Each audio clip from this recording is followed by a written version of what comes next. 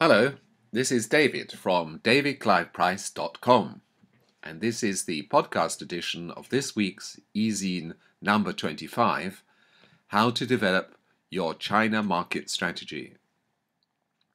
As business becomes increasingly globalized, cultural intelligence and intercultural competence is becoming an essential strategic tool for cross-border relationship and team building, targeted branding and marketing, risk navigation, and successful negotiations. In the third of this series of intercultural challenges, I look at branding and marketing, because it is one of the bedrocks of how successful companies operate across borders in Asia.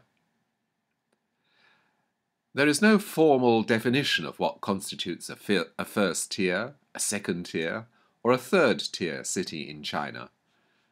But it's commonly agreed that the top tier incorporates Shanghai and Beijing, as well as Guangzhou and Shenzhen, prosperous cities just across the border from Hong Kong and at the heart of the industrial Pearl River Delta.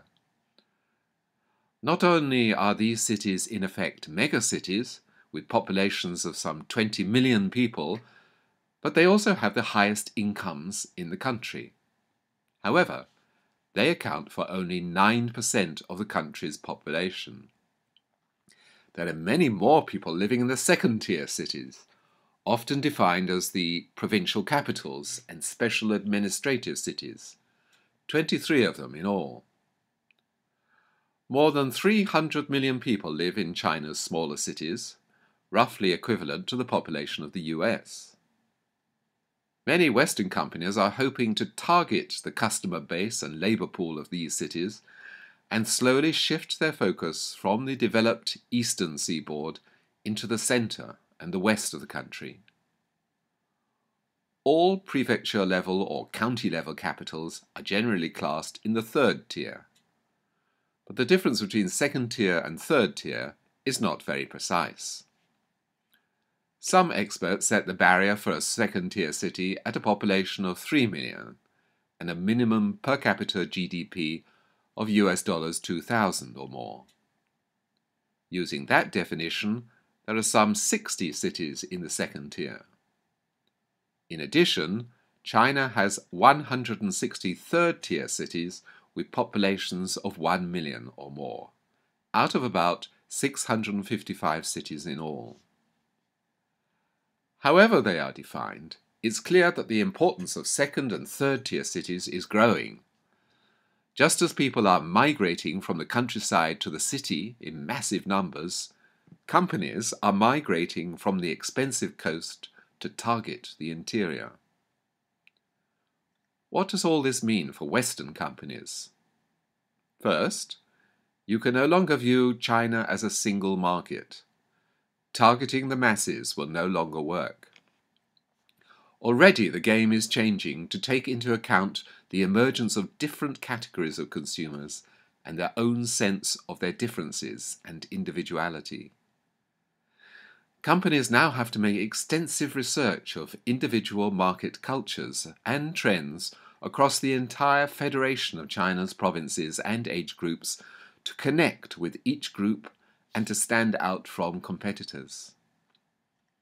Understanding China as a homogeneous culture or business environment with shared traditions, customs, and etiquettes is not sufficient to penetrate successfully into the second-tier and third-tier cities of the central and western provinces. But then China never was a single unified country of tastes, history, religion, beliefs, and customs. From Xinjiang in the west to Manchuria in the northeast, China has always been an extraordinary patchwork quilt of cultures and peoples. In this sense, the country could be considered as a version of Asia as a whole, with its many related but unique cultures, traditions, and ways of doing business. For those entering the China market or seeking to expand, the lesson is clear. Although there may appear to be a global segment of aspiring middle-class consumers in the country, local market conditions and characteristics in each of the regions and their cities are challenging Western companies.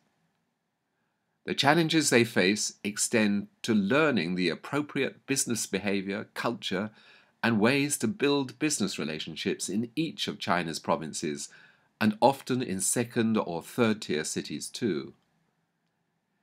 Instead of just adopting a one-size-fits-all approach to Chinese business culture, moving traditional product categories or engaging in practices developed in home markets, Western companies now have to focus more on enhancing their knowledge of each particular market and the value they bring to local consumers. Only by doing this can they build successful partnerships, increase economies of scale, and strive to maximize returns in these new markets. I'd love to hear from you if you have tips or comments about doing business in China or in other parts of Asia.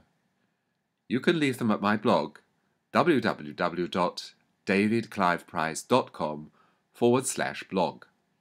And of course, please subscribe if you want more on-the-ground intel like this. Just add yourself to the subscription box on www.davidcliveprice.com. And you can also subscribe to this podcast on iTunes.